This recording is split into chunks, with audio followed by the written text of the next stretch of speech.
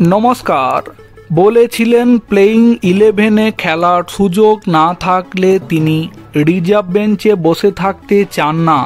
এরপরই কেন্দ্রীয় প্রতিমন্ত্রীর দায়িত্ব ছেড়ে বিজেপি ছেড়ে তৃণমূলে যোগদান করেন বাবুল সুপ্রিয়। তাহলে কি যে আশা নিয়ে বাবুল তৃণমূলে গিয়েছিলেন তাতে বাবুল সেটা তৃণমূল থেকে পেলেন না বলেই কি মোহভঙ্গ হয়ে গেল? দীর্ঘ বিরতির পরে আবারও অভিনয়ে ফিরছেন জনপ্রিয় গায়ক এবং রাজনীতিক বাবুল সুপ্রিয়।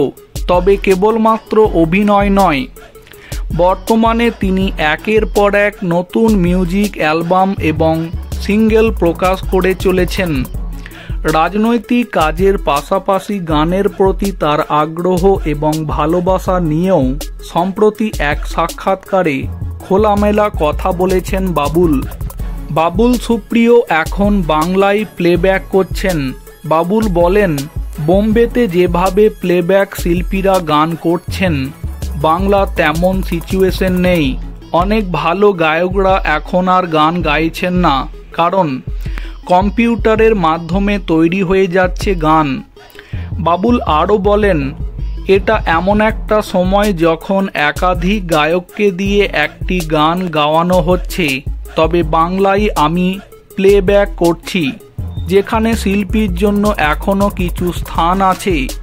একই সাথে বাবুল স্পষ্ট জানিয়ে দিয়েছেন, যদি তাকে কখনো গান এবং রাজনীতির মধ্যে একটি বেছে নিতে হয় তাহলে তিনি গানকেই বেছে নেবেন।